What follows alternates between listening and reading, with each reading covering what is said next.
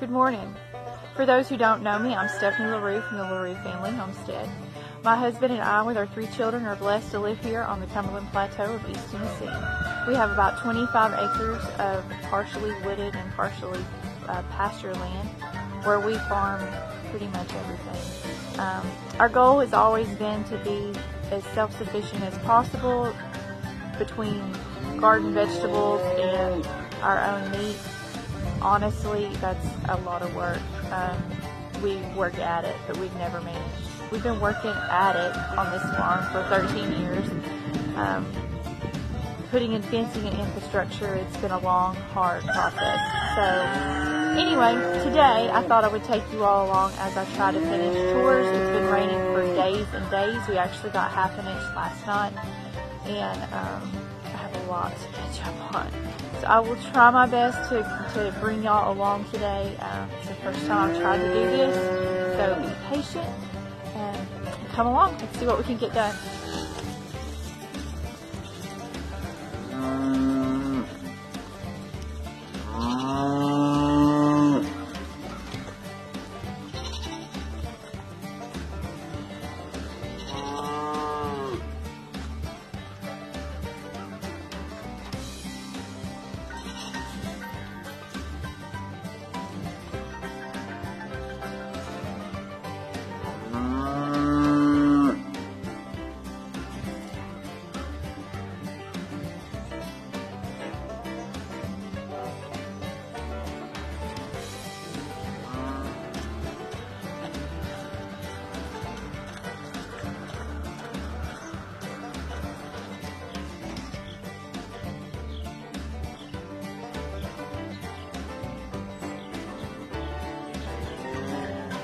Let's go check on the baby goat.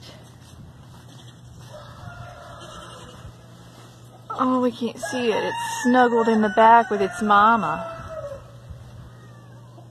You see it back in the back corner? I see it. Maybe she'll come out and play later.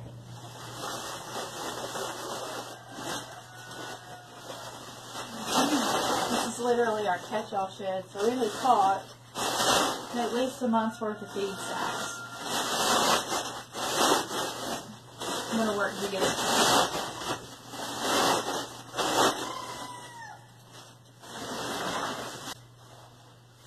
Okay, so I'm done. It took like 30 minutes. I don't understand why in the world I procrastinate like I do, but I find often a project that's going to take me like 30 minutes I put off for a month or more. So anyway, for all those other top B people out there in my world, I'm with you. Let's see what else we can do. So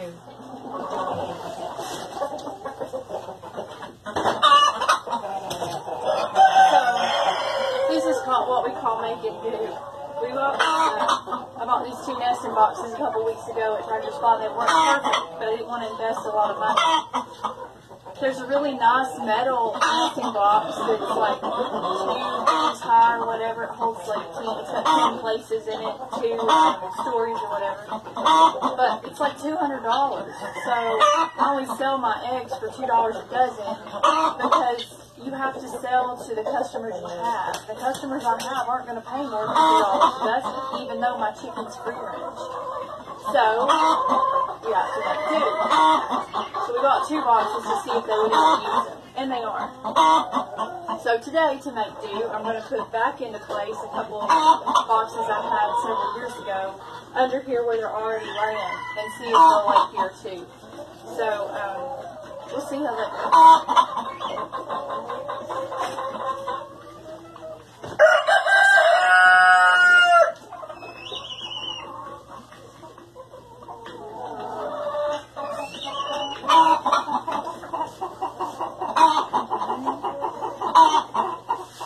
Okay, so I'm done. I really am liking this area of my chicken coop. I've been trying to keep fairly fresh down here because it causes them to walk across it on the way to the nesting boxes. I'm not getting a lot of junk on my eggs. Like I hit my hand. We'll call that mud. I'm not getting a lot of junk on my eggs because sorry. They're walking across the chip mulch on the way to the nesting boxes and cleaning their feet. So it's been a win-win. Anyway, I'm going to leave this camera up for a few minutes and see if I can catch some of the hens coming in and out, and we'll see if they start using these new boxes I put under here. I already see somebody trying to sneak in behind it, so it might not work. But anyway, maybe. We'll see. Y'all keep an eye out for me.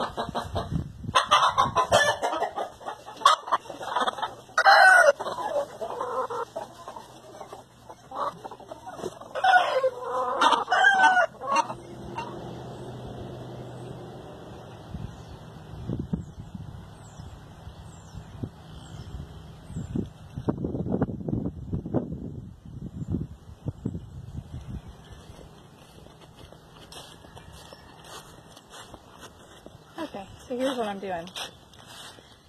We have found over the years that fencing on a farm like this, when you're going to have different things at different times, different species, you never really know what's going to be here. You need to have farm fencing at least around your perimeter that is multi-species. A lot of people do that by using goat fencing. Goat fencing is great if you can afford it. But goat fencing is based on a 100-foot roll, where something like field fencing is based on a 330-foot roll, if I'm not mistaken. I'm pretty sure it's 330 feet. So, field fencing is very multi-purpose. We've had it hold in pigs, we've had it hold in goats, obviously dogs, and some puppies could slide through when they were very young. So, our remedy has been to go back around field fencing. We also run a hot wire, electric wire on the top, and about halfway down, so about 2 feet off the ground, is another hot wire. This keeps our dogs from jumping, goats from jumping. All of our animals respect our fences. But the solution for things like piglets, chickens, chicks, chickens and guineas that you don't necessarily want in your yard has been to go back around the perimeter that borders our yard with chicken wire. 1 inch, 2 inches useless, 2 inch a chick can walk through, so that's pretty useless. But 1 inch poultry netting is technically what it's called, and we use the 2 foot tall and just go around the edges of our yard, any gates that touch our yard. And right now I'm going down the driveway because last year they decided, okay, well, you've blocked us out of the yard, so we'll come out here by the driveway and we'll jump over anywhere we can get our, or they'll cross into this field, which is fenced a little bit different. So anyway, but the newest discovery has been my husband, genius that he is. I was fussing about, we needed to have or make some weatherproof zip ties because I use zip ties for everything. But he's like, I got something that'll work. And I was like, well, what? So he's like, cage wire clips. What? So it's these things. This is the little pliers for them, and I'm probably the only idiot in the world that doesn't know what they are, but I'm showing you anyway. Whoop, dropped it. Of course I did. So these are the cage clips, and you use them to put together rabbit wire cages or just wire cages in general. So they go in here like this. Pretty sure I'm doing it right, but the J part goes where there's 2 things, and the top of it goes up here. So you clamp it around whatever you want to hook together, and you squeeze the pliers. And when you do, it rolls it into a nice tiny little coil like that. And so he said, use that on the fencing. And I was like, that is so smart. So that's what I've been doing. I've got to finish up this stretch of the driveway down to the road. This is to keep the chickens in our main field this year. They free range in there. They free range in there with our goats and our cows, and our Great Pyrenees they stay in there with them, so they are allowed to free range without any issues. So that's what I'm doing. I'm finishing up this stretch I was working on before it started raining this last time. I think maybe last weekend. So anyway, that's it. Check y'all later.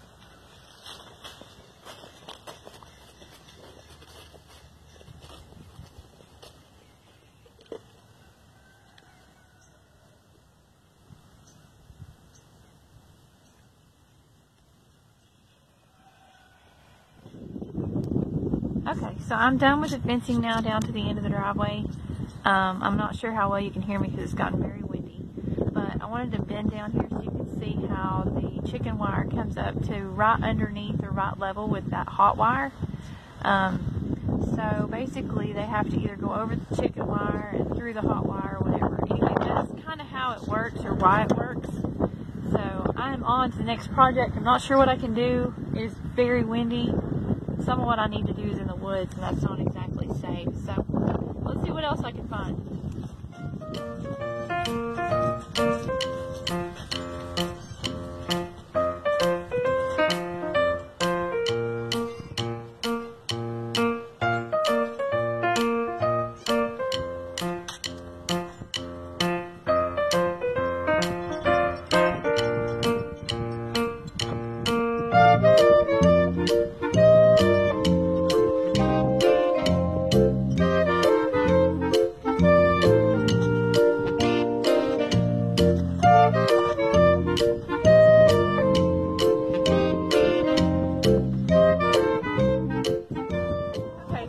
Very windy and very wet, so I don't know how long I'll be working down here.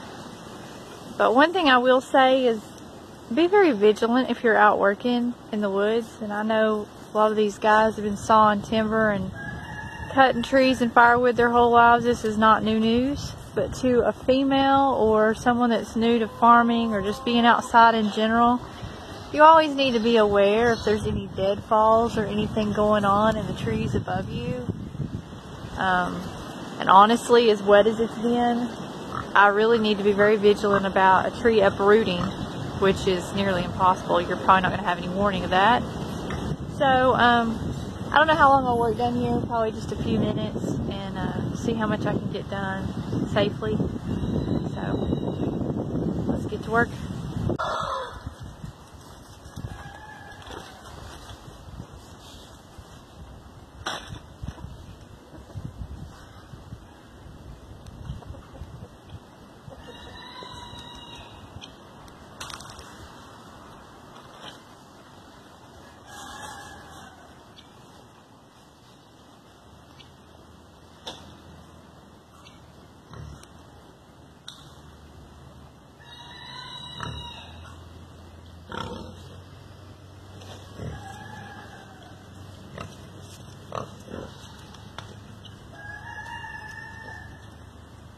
Okay, so I'm done with that. Got the insulators up, and I'll move the wire maybe a little later. Got a couple other projects I want to go try to do. We moved this fence a couple weeks ago from up here. This was our line for a long time to down in there. You can see that back line. It's probably about, I don't know, 40 feet from where it was, but it's further down in the woods.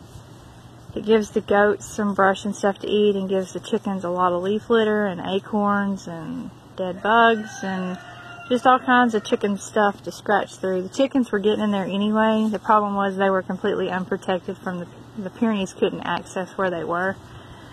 So we had a fox and some issues going on where the chickens were getting got because they weren't within the safety zone. So anyway, we are constantly problem solving, so our problem solution was to expand the chicken safety zone. So that is where they're scratching now. Anyway, on to the next project.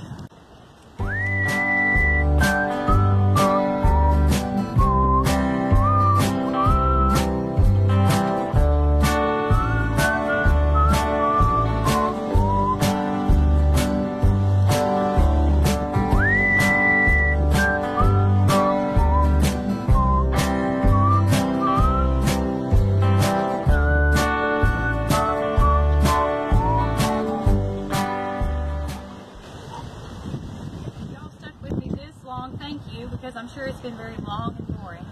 But one more thing is that our chickens are laying again. We're up to like 54 eggs a night, so that's what we got last night anyway. I'm going to get inside and start washing them, and if anybody needs eggs, we should have 10 or 12 dozen easy ready probably by this evening.